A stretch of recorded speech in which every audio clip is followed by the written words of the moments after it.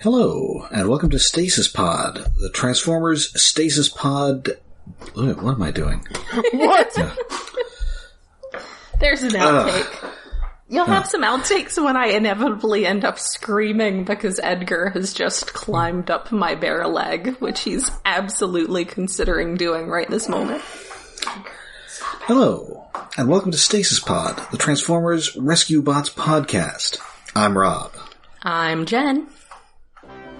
In search of extraterrestrials, magic and witchcraft, missing persons, and griffins, I'm David. Ooh, Griffins. And I'm Leonard Nimoy. I'm running around Stormwind trying to find where the Griffin Rider is.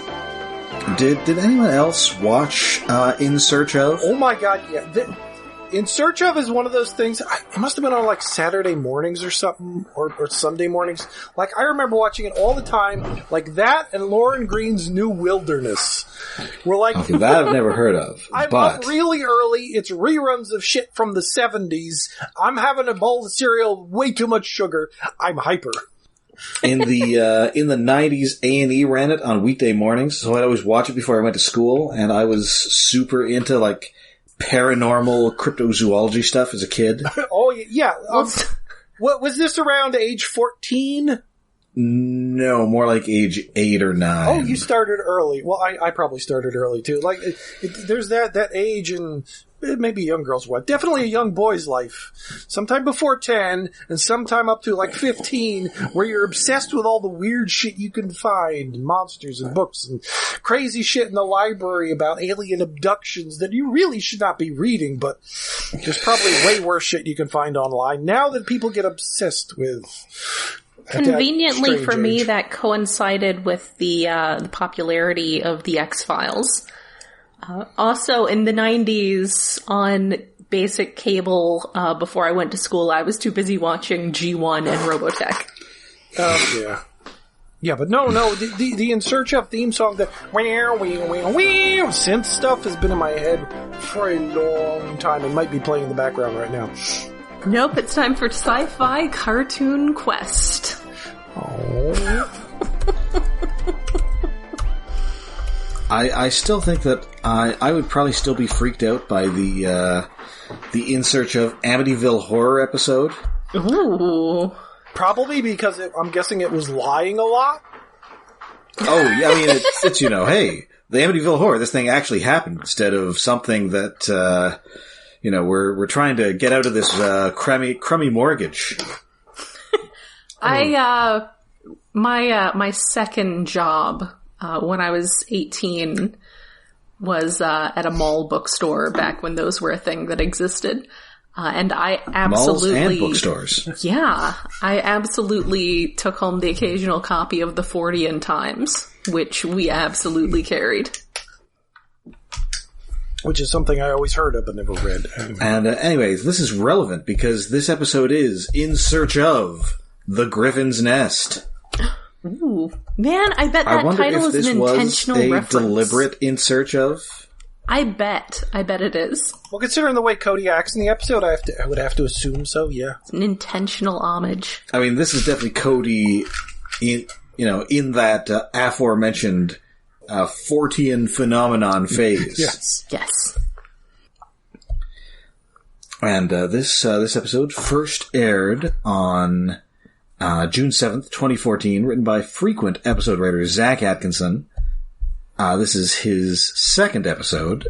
He previously did Prescott's Bots. Oh. Nice. And we'll do 5 more episodes. Yeah, this seems like a guy who has been influenced by too much like 90s and aughts cable. Yes.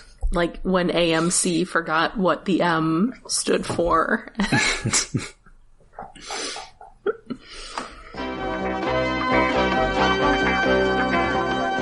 Lost civilizations, extraterrestrials, myths and monsters, missing persons, magic and witchcraft, unexplained phenomena. In Search Of cameras are traveling the world, seeking out these great mysteries. And we open with our lad pioneers. The royalty-free version of the Boy Scouts, possibly just localized on Griffin Rock. Yes. I mean... Cody is, of course, a member, and he's got 3 pals with him, who we see a little bit of in this episode. Very ethnically diverse. Gonna have his ethnically diverse posse. And if this was maybe a little more PG than rated G, it would be maybe a little more Stand By Me. Yeah. Also, Cody would never go out to go see a dead body, but... I absolutely should not cast aspersions at appropriately diverse groups of scouts, because my Girl Scout troop was also diverse to the point of having an actual girl in a wheelchair, so... Ooh. Yay for diversity. It's actually very realistic. You're a regular Burger King Kids Club. Yes. Aww. Stupid Burger King Kids Club. So Cody is talking about griffins. Which it does... And apparently Griffin Rock was named after the fact that it houses a rock that is shaped like a griffin. The rock that's shaped like a griffin, really... Which allegedly... I mean, that's like talking about Mount Rushmore being like a mountain shaped like the president's. It really feels like it's a carving. Like, someone made it shaped like a griffin. Well, it's very rough, but yeah, somebody must have worked it to a degree. Because it's too griffin-shaped to be accidental, just like, oh, that mountain sort of looks like some guy's face. No, it was chiseled. I guess that's why they have this whole mythology about it being a real griffin. Because that clearly didn't occur in nature. And he's looking to get his Lad Pioneers folklore badge. So he's deep into a Forteania hole. Yes. And also he's up to some Dennis the Menace-esque shenanigans. Did you know anybody who ever used a slingshot like this? Successfully, no. I knew kids who had a slingshot, and they were generally not to be trusted because they were out to break shit. I did not, because I did not grow up in 1957. I'm pretty sure... I mean, technically I had a slingshot, but it was my dad's. I'm pretty sure I had a degenerate cousin somewhere who had, the actual modern hunting slingshot that has, a wrist brace portion that folds down the whole thing. I definitely remember coming into contact with one of those. Also, I had a bunch of degenerate cousins. Delinquents. They were delinquents. I think I might have made a slingshot on my own once, but I don't think it worked very well. I don't think I used, the right kind of rubber band thing. Well, Cody has apparently been using his frequently enough that he's developed a bunch of trick shots. Yes. He has been practicing. So he ricochets a rock off the Griffin Rock, and this somehow triggers a gigantic earthquake. I mean, it doesn't actually, it's just a coincidence. Yes. It does kind of seem like the Griffin is waking up, but then it doesn't. Yes. You angered the island god! Don't shoot it in the face! Now we're going to have to get back over the Forbidden Bridge. This sets off earthquakes all over the island. The chief knows that Cody is on the mountain, so he tells him to get off in case there's a rock slide. But there are no rock slides there. There's just a mysterious flying car. Just flying. Just, trucking through the sky. They do make a point to show that the car does not have anyone driving it, so, that's important. No. And also Chase notes that there are no flying cars registered on Griffin Rock, which is a little surprising. Yeah. That sounds fake. I think he specifically says, no flying cars currently registered. There were. Which, again, seems like there really should be at least one. Just the guy with the helmet. I assume they keep registering them, and then they keep dying in hideous accidents. Possible? Yeah, or at so least they're no the longer car's registered. At least the car is being destroyed. I mean, the people aren't necessarily dying in hideous accidents. Maybe they are. Now, Griffin Rock has a much lower casualty rate than you would expect. Yes. I mean, I would expect it to be fairly low because it's the site of a children's show. I also like how leisurely this car is flying. Yeah, it's just sort of like flying. Like, it's not hurtling. It's just flying. Well, I mean, it's flying at about the rate that it would drive if it was a car. I kind of need somebody to be making Jetsons noises with this. Yes. Or the noise that Magneto makes when he drives to the Baxter building to harass them, because his car does not need gas. The very sight of that sign offends me. Yes. Which was like the first thing that popped in my head when I saw the flying car. It's like, Magneto's here? What? Check out the 70s Fantastic Four cartoon before Magneto had dignity. He's voiced by John Stevenson, the voice of Thundercracker and Mr. Slate, and he just sounds like a confused old man. Yeah, I like... That sounds about right. Like he thinks he has dignity, but he's lost it. Well, he's riding around in what appears to be a rotorless helicopter with a big M painted on the front. I mean, he doesn't need a rotor. He can. It kind of looks like a Christmas sleigh with a roof on it, because it's got like the runners. Anyway, so yeah, Arya has decided she has to go outside. She does not need to go outside, but just in case you hear the sad, forlorn cries of a cat in the background, that's Arya feeling that she should be allowed to go on the porch, and she should not.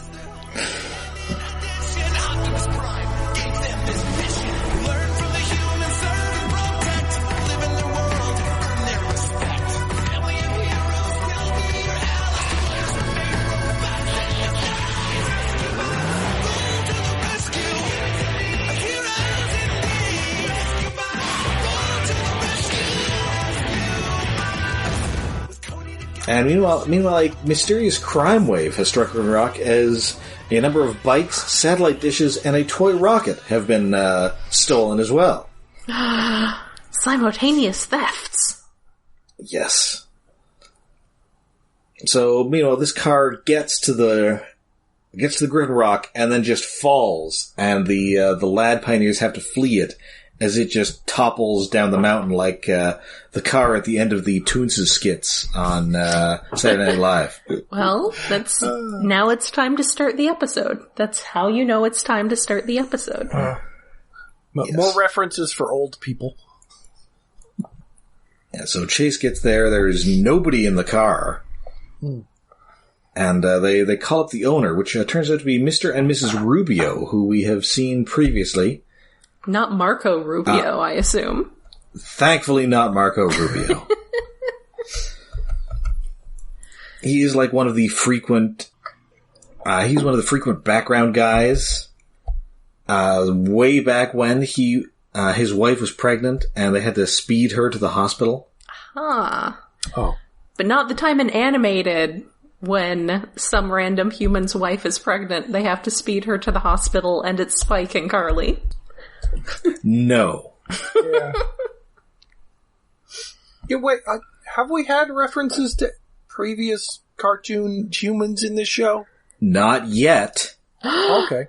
Yeah. Because I'm gonna say, like, this would be the perfect show to, like, have, like, one-off background characters, like Spike and his It hasn't really happened, but we are going to see a previous Transformers human character return in a big way. Okay. And it's definitely not a character you're expecting. Is it Silas? Of course not. Is it a character from one of the shows we've done on the podcast? No. I am not expecting Silas. Is it Rad? I know which one I want it to be. I want it to be Silas. Think extremely goofy Generation 1 episodes. Oh, I can think of a lot of extremely goofy Is it Dr. Arkeville? I'm afraid. I mean, Dr. Arkeville would be the most appropriate. Goofier? What? Dirk Manus. Goofier. The kids from Bot.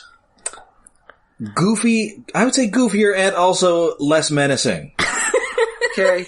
Well, definitely less menacing. They're terrors, but possibly goofier. Possibly the single goofiest episode of Generation 1. Oh, man. That's saying a lot. Well, I guess we'll get there eventually, but we will get there. Now I need to know, but you should just tell me, like, in chat, so that we don't spoil the audience. Yeah. Well, I'll just have to ask if you two, do you two remember the Boer War? Oh! That's okay. Right. Wow, okay. That is actually a good choice. That's pretty goofy. I think That is appropriate. I think Dirk Manus would be entirely inappropriate for a children's show and or around children at all. I mean, just the fact that he's named Dirk Manus. Yeah. I wonder if he hangs out with the fake Han Solo from that one Next Generation episode. Ooh, maybe. What is it? What is the outrageous Okona? What? Wait, is that the guy I'm thinking of? He's played by the Rocketeer. He's very much a fake Han Solo. At one point, he sleeps with Terry Hatcher. Anyway, this episode. Yes. Many digressions. So yeah, Mr. and Mrs. Ruby were having a picnic, and then their car left without them. Yes, unfortunately. Yeah, so the tremor was on Wayward Island. And as we can, that was the island where there was a weird meteor that had a virus on it with the episode that Bumblebee guest starred on. Oh yeah. Okay. So this is the weird island they go to when they need to be out away from the other more slightly less dangerous island. In a couple seasons, they'll find a frozen caveman there. Huh. I get the impression from this episode that this, that this island has not been, like, explored properly or not documented. Really, no. Which does seem weird, especially considering, like, it's next to Science Island with their fake volcano and the island where they dump misfit machines. And then I think there's a different island that had the pirate ship on it. Yes. Yeah. Wasn't that? No, that was a different island. It's not this island, because that one was hard to get to. Like, it's surrounded by rocks and reefs and shit. Yes. I was thinking the iceberg, but that was a different ship. That was just ice. That was not a pirate ship. That was just a regular this ship. is one that, like, Cody found on his own, and he sailed it out of there. Yeah, so there's at least, like, 4 islands in this chain here. It's a regular archipelago. Have we seen a lighthouse yet? This is Maine. There should be, like, at least one lighthouse on every island. I'm pretty sure, I think we did see, we saw a bell tower. Bell tower, yeah. I don't know that we've seen a lighthouse. Was the bell tower on the pirate island? Oh, that was the lost bell. I thought maybe the bell... Boy, was the bell on the pirate ship, or was it on the ice ship? I can't remember. Yeah, we're getting confused. There's so many islands. Anyway, I assume the town lighthouse is manned by the Griffin Rock versions of Willem Dafoe and Robert Pattinson.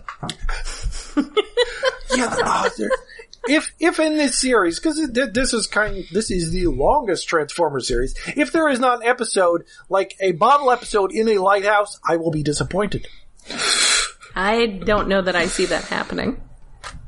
But it's so Maine. Like, if you've been to New England, there's frickin' lighthouses everywhere. Not all of them used anymore, but it should be there. I do feel like I went up to a few lighthouses in Fallout 4, but I could be mistaken. Yeah, it just seemed like it gives me the feeling that none of the writers were from New England. Well, there was that whole episode about lobsters. Okay, admittedly. So one of them is definitely for New England, but where's the lighthouse episode? Man, I'm just sitting here trying to resist the urge to impulse order a copy of the complete books of Charles Fort, which I used to have, and which I do not have anymore. Well, it's probably good for finding weird ideas you want to stick in a novel. I'm pretty sure I lent somebody my I think he copy. covered, like, sky jelly and stuff. I'm pretty sure I lent someone my copy in, like, 1998. Anyway, on the subject of, paranormal phenomena. Yeah, so anyway, this earthquake apparently busted the earthquake sensor they had on Wayward Island, so they are going to go and check it out. Now, of course, Cody wants to go because he thinks that the island, that might be where the griffin's nest is, for, of course, female griffins, which are invisible, ?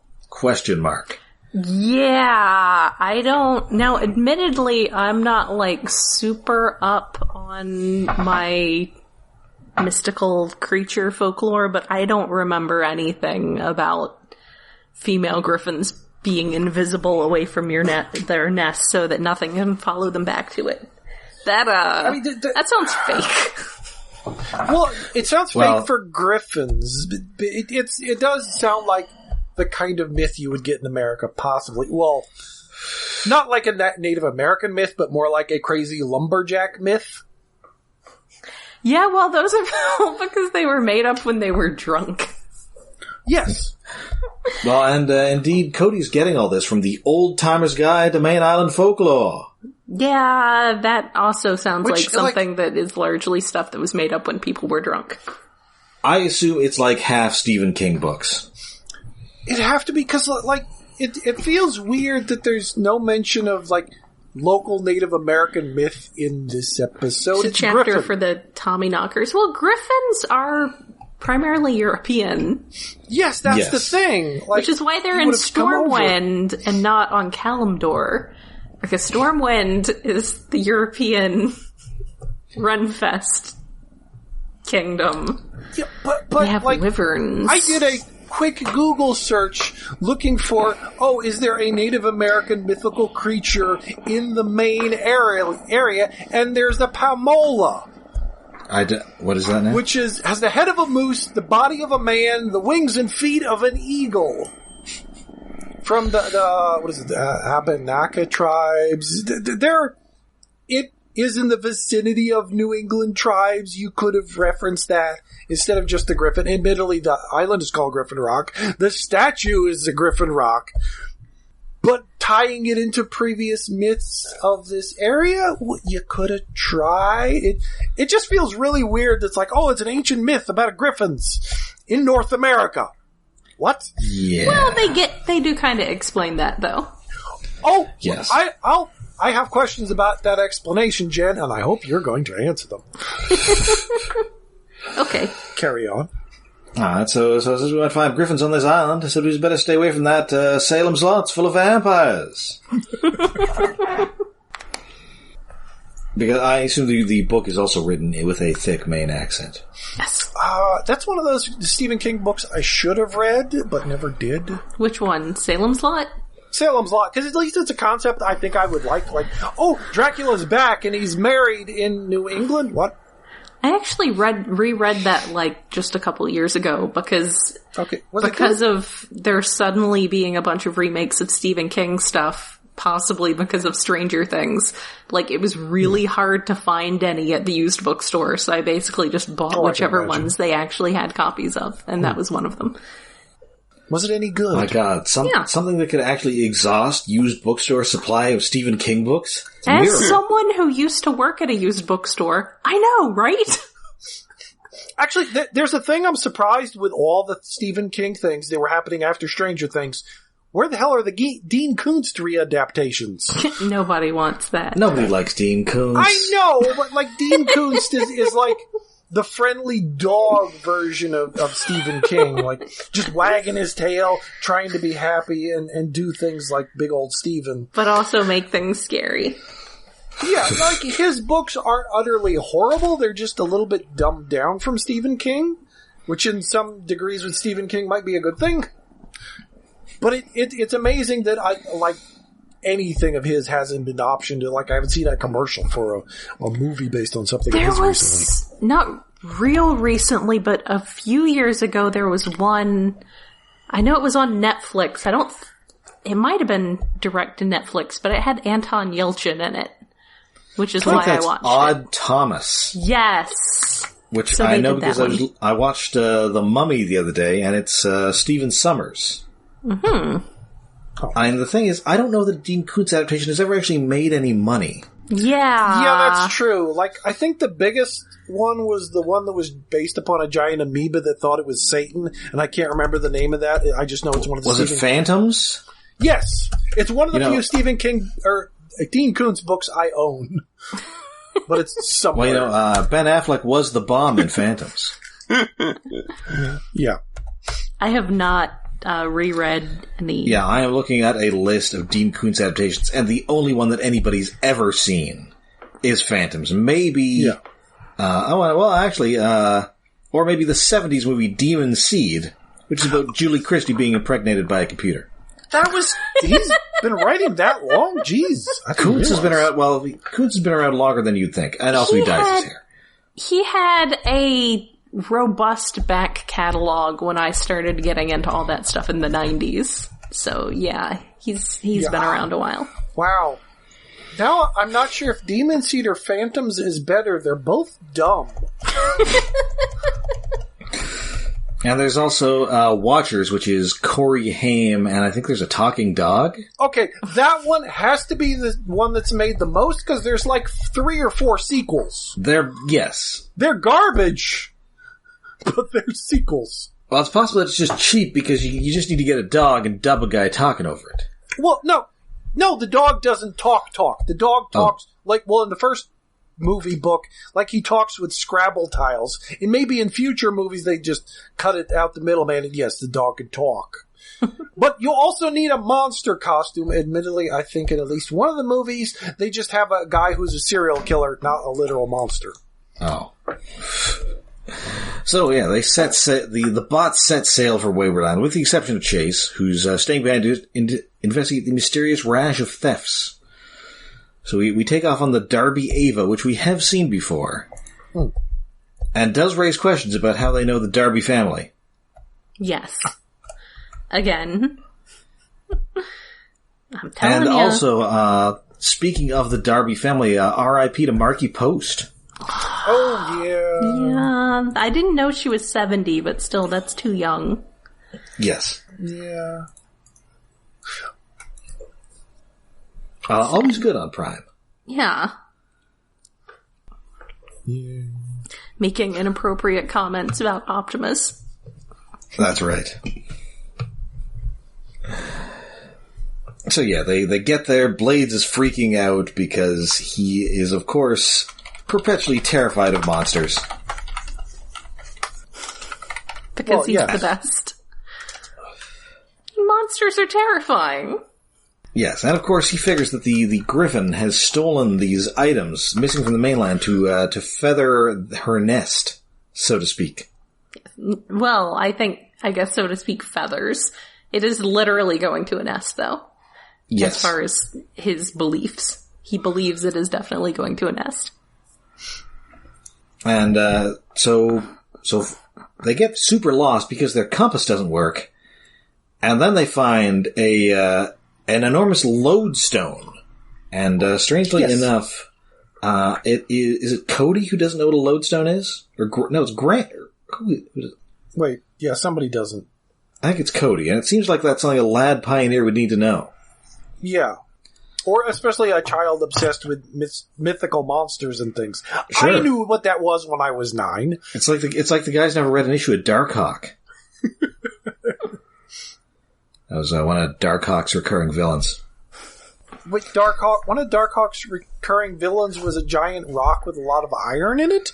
No, it was like a sexy lady with magnet powers. Okay, that sounds better. Darkhawk had enough issues to have a recurring villain. Yes. Darkhawk lasted 50 issues, Jen. Yeah. Yeah. There's 50 issues, and then with the reboot that came out of the Annihilation stuff was that like 12 or 24 issues? Something like that. Well, I mean, Jen, how can I talk about Darkhawk's villains without his recurring nemesis, Evil Hawk? Oh. Wait, didn't Evil Hawk come back recently? Did he get a new name, or am I thinking of something else? I think you're still thinking of something else, because how can you come up with a better name than Evil Hawk? Yeah, that's like the best name, clearly. I mean, you can see the thinking there. Well, okay, so he's like the dark reflection of Darkhawk, but Dark's already in Darkhawk's name. Yeah. So we have to go with something else that's like that. How I'm about sure there's a bunch of scraps of paper. Darker Hawk. I mean, I would suggest... Bad Hawk. I would suggest Emo Hawk, but Red Dwarf already took that name. Well, and also, we didn't have emo in the 90s yet. It hadn't been invented. No. Yeah. It would be Angsty Hawk. And of course, the Transformers connection to Darkhawk is that it was written by Danny Fingeroth, the man who was the model for Donnie Finkelberg, the Robot Master. Yes. who was, I guess, Bob Budiansky's longtime rival at Marvel, which is kind of amusing. It kind of feels weird that Budiansky had a rival, but it does kind of make sense. I mean, it's rival to a degree in Marvel offices, anyway. I mean, I guess they came in at the same time, and they were... Not that they had offices. But it is hilarious. Man, assuming that TFCon still happens in October and we haven't all died of, like, the Lambda variant or something, I absolutely need to ask Bob Budiansky if anything about that Robot Master subplot was inspired by Condor Man. I will have that opportunity. I can ask him. Did Robot Master get a themed car? Sadly, no. But he did have a yellow costume. Huh. So, and there are also Viking runes carved on this giant lodestone, and a bunch of pictures of griffins. Now, Jen, you are the Norse mythology expert here. Yes. Did the Vikings believe in griffins? I mean, like, dragons, for instance, there are, like, actual stories that involve dragons. So that's more like there's clear evidence that was part of their mythology. I guess they're just sort of that general, like, I wouldn't say that there's nothing, I would say it's maybe Scandinavian. Now I want to go to Wikipedia. Well, the griffin is, I believe, originally from Greek mythology. Okay. Or, I think it isn't, maybe it's Mesopotamian, the origin might be older, but mostly Greek and Roman and stuff. Yeah. The griffin might actually be Arabic? Wait, I remember looking this up one time. You made me think of the manticore. Yeah, I'm looking at Wikipedia, and it's definitely saying that griffins are more of a Mediterranean thing, so it's possible that they would have heard of them just because they traveled everywhere. But I'm not aware of them ever actually, like, being referenced in anything the way that dragons were. Well, no, even, like, in Norse mythology, do the dragons even have wings? I don't know. That's a good question. Because I can't think of it. Like, Jormungandr, the world-eating serpent, is just a big but that's serpent. a serpent. I'm thinking more like Fafnir. I don't recall if Fafnir is explicitly... Well, he definitely doesn't have wings in the Thor comics. No, I don't know that. I don't think he had wings in one of the oldest black and white movies ever made. Anyway, I've got an obvious explanation for this. Mm-hmm. Griffins were real in the sense that the Vikings and other ancient peoples saw the Predacons from Transformers Prime. Yes. Okay. We'll no prize that one. Some of them were very Griffin-like, in fact. Remember, there's one that turns into an Ursa Griff. Yeah.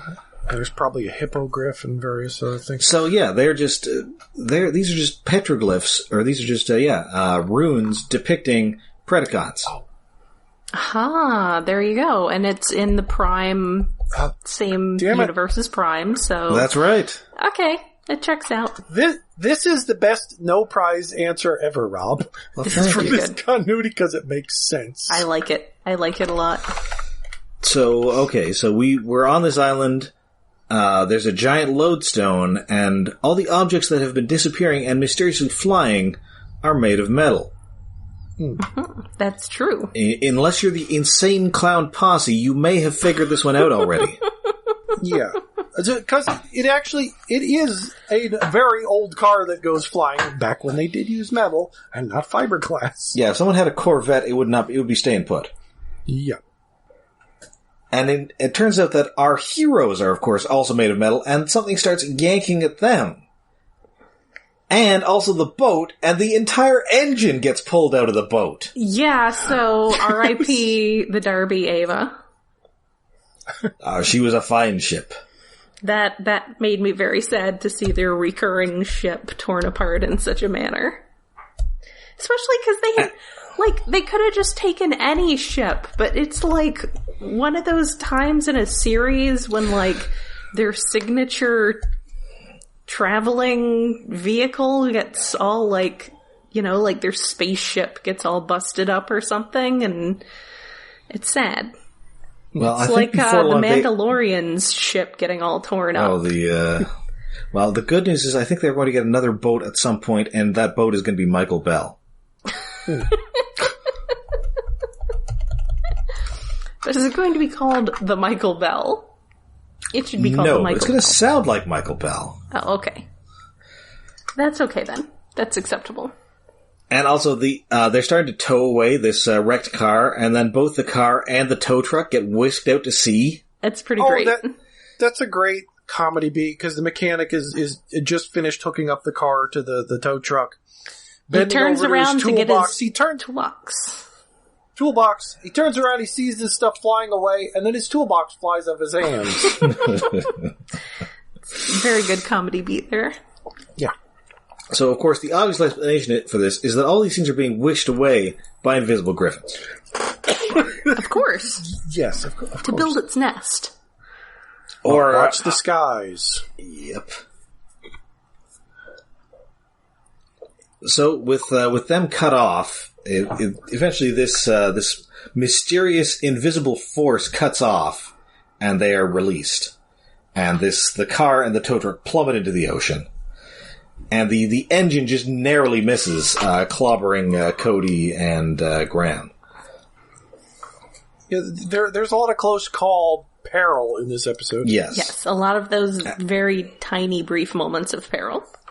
And then everybody else is taking Doc Green's floating lab to help them out. So you would think that maybe they would have access to a different ship that maybe isn't full of, like, things that are probably constantly on the verge of exploding. Well, good news, because we are now in Indiana Jones territory, because they have found an ancient Griffin temple. Sure. See, again, like I said, maybe they needed to, like, properly survey this island at some point. Yes. And it is full of Indiana Jones-style traps, including primitive air guns that shoot giant boulders at people. Yeah, it even goes kind of boulder at beyond. boulder. Okay, I didn't put that one together, but yeah, it's like Indiana Jones D&D traps, booby traps, and this giant causeway with pressure plates. Lots of vines, so blades can't fly. How long were these Vikings on this island that they were so bored they made this obstacle course? I mean, maybe this was like a Vinland thing. Yeah. Well, I guess it was warmer than Vinland, so. Yeah, I mean, look, it's like back when I lived up in the middle of the nowhere, you had to drive like an hour and a half to get to another Walmart that wasn't the Walmart that was in town. So you go there and you don't want to just run in and look at the action figures and see that they don't have, you know, like some Beast Machines thing and then leave. You want to hang around for a little bit because you took so long to drive there. So they took so long to get to this island, they're not just going to immediately turn around and leave. They're going to make something fun while they're there. They're going to go to Arby's. Build a temple. They're going to build a temple. For fun. I mean, they were trying to get their, what is it, the Legends of the Hidden Temple reboot off the ground? Yeah. I mean, this is getting in so goofy that they might as well run into Olmec at this point. Yeah. Oh, and at one point, while looking for griffins, they find puffins. Yes. Aw, puffins. Yeah. Porgs. But luckily, it turns out that the way to avoid these traps is to just move really fast, because they were built 1,000 years ago, and they're not very fast. Yeah. Yes. Yeah. The blades can't fly. Well, not as fast as cars, but yeah, there's too many viney things overhead, so Blades has to run. Aww. Admittedly, he's a giant robot, but he can still outrun most of these traps. And in the center of this temple, they do find the Griffin's nest. And it's full of shiny things. Why is there lava? And also there's lava. How is this connected to the artificial volcano they made on Griffin Rock? Is this where they got the lava from? This is where the lava overflow goes. I feel like there are way too many instances in this series where I find myself saying, why is there lava? Yes, in that there's more than one. So yes, the nest is a big sort of sloped pillar with a big viney nest-looking thing at the top that's got a bunch of metal detritus that it's pulled in. And just around the base of it, there's just a, maybe 10-foot, moat of lava around it. For reasons. Because of lava. Because lava. Yeah, because they needed a danger that the robots can later possibly fall into. But yes. It's like a crevasse would have done. Lava... Without, the sulfur, the fumes, the heat, boiling the small child nearby? What? Yes. So soon the mystery is revealed. This earthquake sensor fell into this nest. It's electrified all of this magnetic rock, becoming a super electromagnet. And as it intermittently turns on and off, it causes these pulses of magnetic power, which has resulted in the bots flying towards it, and also their boat getting caught in a bunch of trees in what I'm going to say is an homage to Werner Herzog's Fitzcarraldo. Sure it is. Okay. You must never go to this magnet island.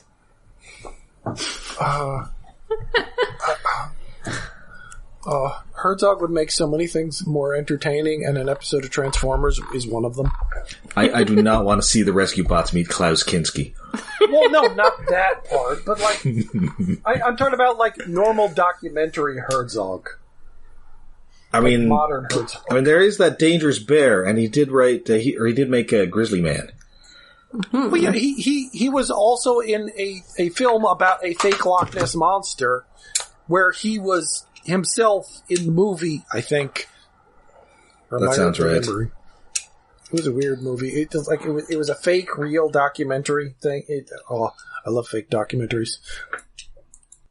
Yeah. So it is up to the magnet has been activated. The bots are just about to fall into the lava, and they have got to shut this magnet down. Enter Cody and his slingshot. Yeah. Set up payoff. Yep. Fires off a trick shot, breaks the sensor, the magnet is shut down, and everybody has to admit that they kind of had fun. Even though there was lava, lava is super dangerous, and it's a very bad way to die, and, just Boulder holding Graham and Cody over the lava and just made me uncomfortable, and it's lava. Hot lava. Haven't they ever seen Volcano? Do you not remember what happened to John Carroll Lynch in that movie? Yeah. My mind decided to bring that up as I was trying to fall asleep last night because my mind is an asshole. Oh. I don't even know where that came from. Alright, so this is a totally fine episode. It didn't really grab me, but it's enjoyable enough. Yeah. As far as episodes go, it's not bad. We haven't really had a bad episode yet, but the lava is out of nowhere, and Griffin. Why Griffin? I mean, Griffin Rock. Griffin Rock. Yeah, because Griffin Rock. Mythical griffins in ye olde Maine.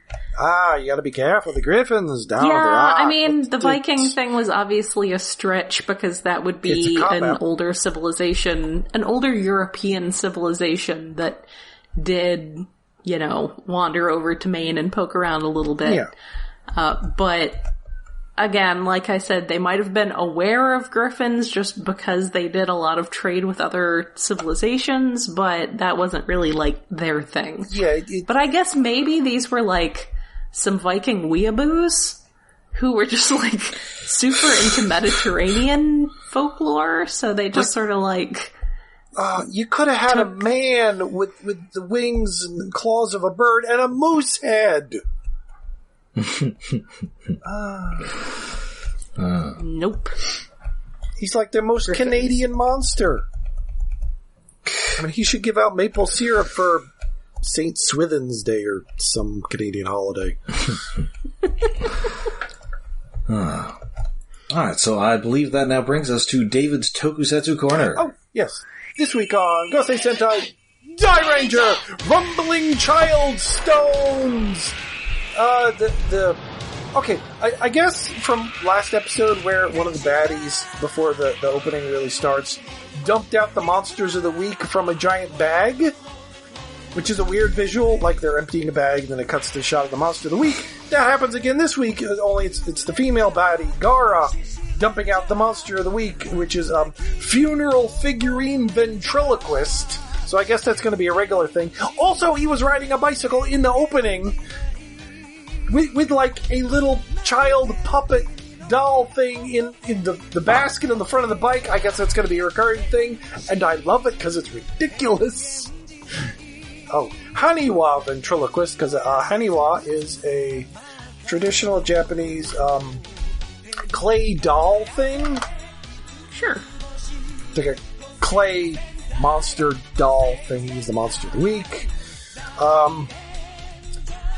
Where was it? Oh, the Peacock Buddha Kujaku lady is back this episode because she hasn't been there in a while, although most of the episode sort of focuses on her by way of the Green Ranger, the one who has a crush on her, who runs a pet shop.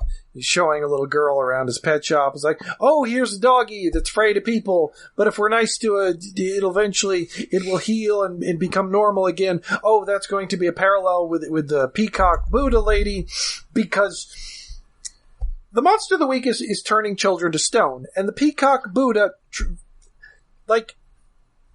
hypnotizes this child into going to a park, because a lot of children have been turned to stone in parks, so children are not going outside, but she hypnotizes a child as bait to lure out the monster, so she can try to kick the monster's ass, and Gara, who stuck her in that mirror 6,000 years ago. So she's on a little revenge trip still. So that's the episode. The Peacock Buddha versus Gara and the Green Ranger trying to get in there, and the little girl gets captured, and yada yada. But because they're trying to find children who are descended from the Gorma tribe, which is what the baddies are, so they can turn the children that have the blood of the Gorma into monsters. Sure, as you do. Yes, as your villains of the week do, or villains of the season.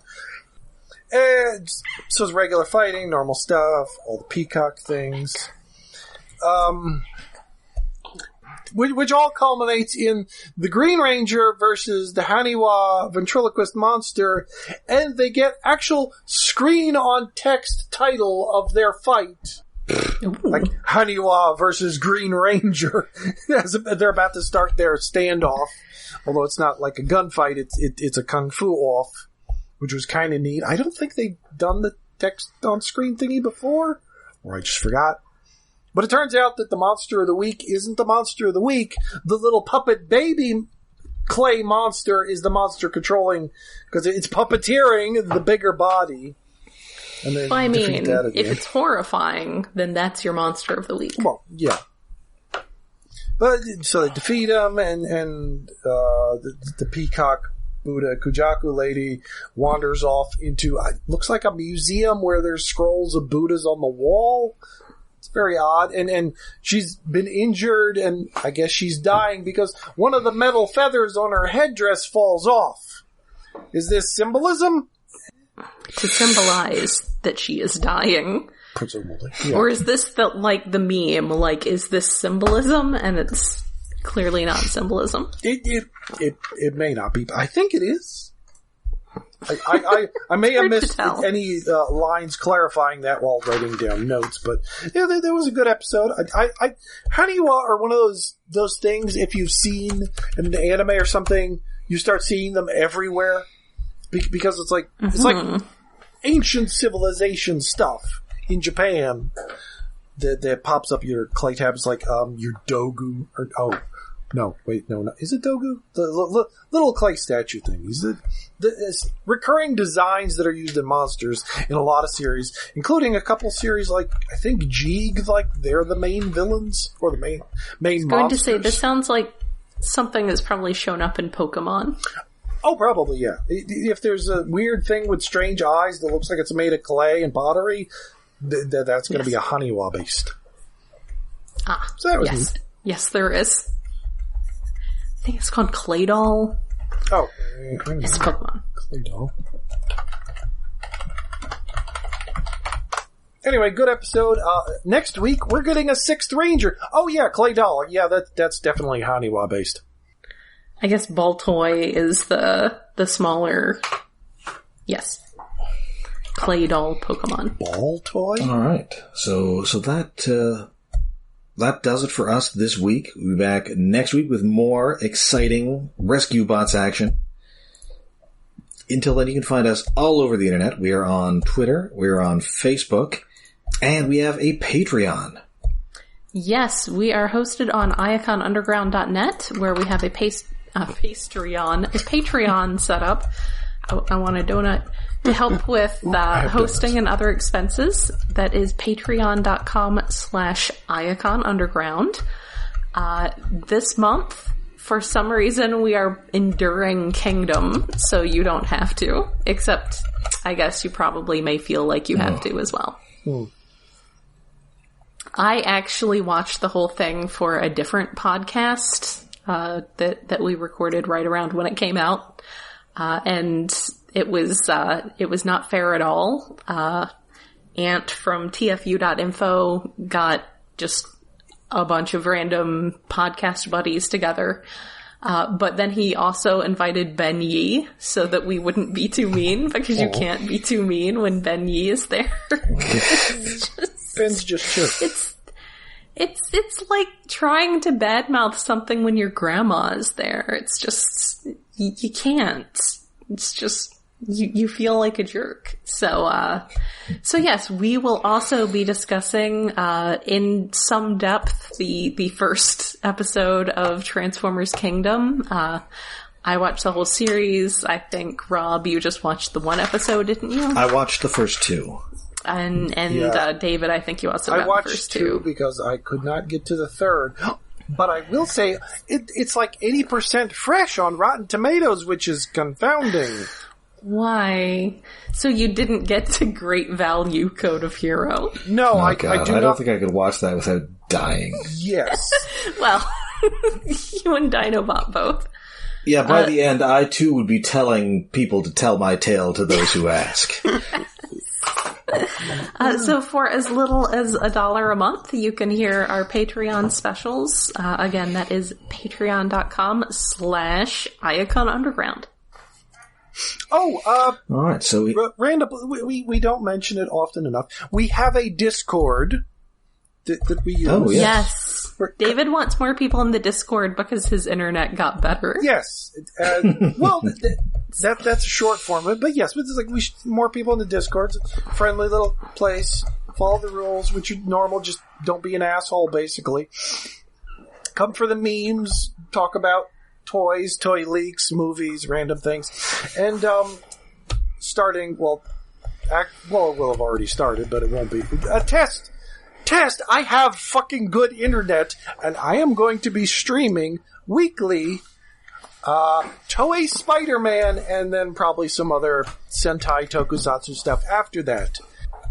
It's not fair how good your internet is now. It's ridiculous. As of recording, it isn't capped yet, so it is ridiculously good. But it will be capped at some point. But I can stream out stuff now, and I will be streaming it because, isn't Toei Spider-Man going to be showing up at the next Spider-Verse movie? That is what it appears. I don't think we've had confirmation, but it certainly looks like that from the marketing. Yeah, because it's like... Like, we've seen the poster, and it's like a bunch of them putting, like, their fists in a circle, and the one has the wrist thingy that Like, Toei Spider-Man just looks like regular Spider-Man, except it has a specific wrist thing on. And it looks like that wrist thing. And I'm annoyed that Marvel has not yet put out on DVD or SD, Blu-ray, or anything. Disney Plus. And we know they've got it in some form, because it was on Marvel.com Yeah, they had it on Marvel.com for like a year or two, and then they took it down. Maybe there was some sort of rights issue? I don't know. Presumably there is, but considering how much money Marvel is taking in, they can afford to pay whatever Toei wants.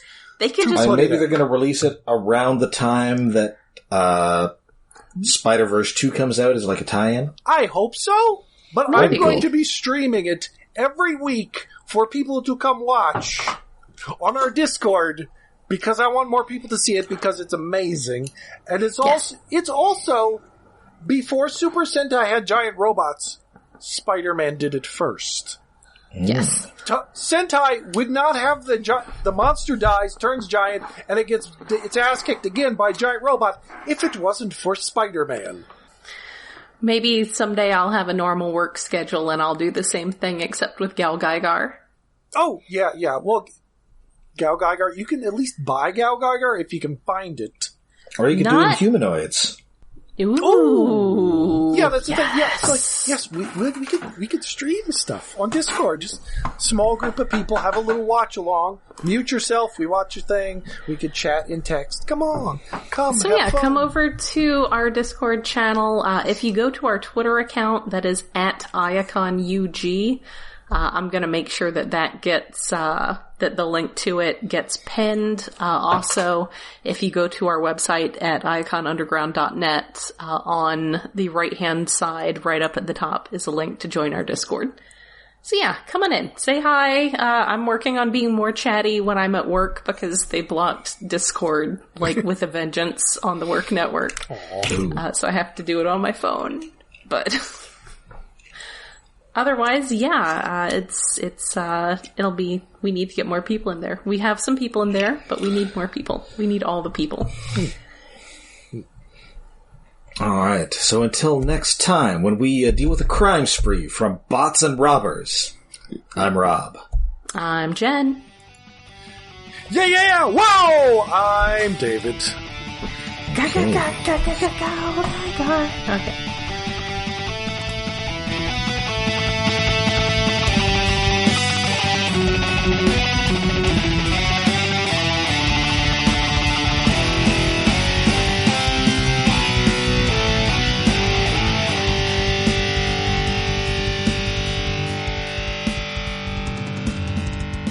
Okay. Okay, now let me find... Where the fuck... Okay, there it is. Rob. Yeah? Go look in... well, you should probably be in our episode planning thing anyway. This is what my internet was last week. I don't know how he lived. I don't know how he survived. Like... That's really bad. Is what the internet just scored as. Okay, that looks much better. Yes, I have gone from a download speed of 1.35 megabytes per second, or whatever the thing is, and my upload was 0.39. Ooh. I have gone to a download speed of nearly 500, and an upload of nearly 300. Admittedly, it hasn't been capped yet. It will be capped to lower than that. So they can charge you money. Well, yes, they haven't started charging me money yet, which is, like, okay? I like that I don't know what the bill is. It's. I think it should be maybe $20 more, or it might actually work out to less with weird service charge shits. I like that the little survey question they have on speedtest.net on the before one says, how does your download speed compare with your expectations? As though saying, did you realize it was that bad? Yeah, usually I will put like a 3, because, like, I kind of expect it to be that bad. And then it's shocking that it's still that bad. The after is, how likely is it that you would recommend your ISP to a friend or colleague? Man, I'm jealous. I give it a 9. I'm jealous. Not perfect, and I don't know yet, but Well, it should be. I think it's going to be capped at 200, 100. I don't know. Either one will still be way higher than it was. Yeah, it was really bad. It was. Yes. Well, that's the thing. Like back when I was in Jersey, I stayed on basic phone connection internet for the longest fucking time. Was it DSL or was it dial-up? It was dial-up. Oh. And it was getting to the point. It's like, oh, I should really upgrade to DSL or some shit. But then I moved to New York. It's like, okay, when I move to New York, I'll get better internet. And I got the best I could get, I think, actually would have been satellite. But my satellite goes out when it rains, so I didn't want that. Yeah. So I got the best DSL I could get at the time, which was slow DSL. Even then. Oof. But now I live in civilization. As far as your internet speeds are concerned. Well, yeah, I live in the middle of nowhere, but my internet speeds are civilization. And this will be our outtake. It's like when my parents moved out to the country and had to get a business class T1 line so my dad could still telecommute.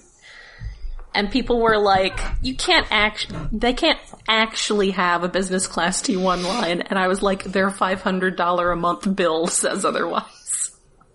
Jesus Christ, I'm never going to pay that, but I'm paying way too much for the shit I have right now. Yeah. Oh, I still got to cancel the other one. Whatever. Anyway, episode.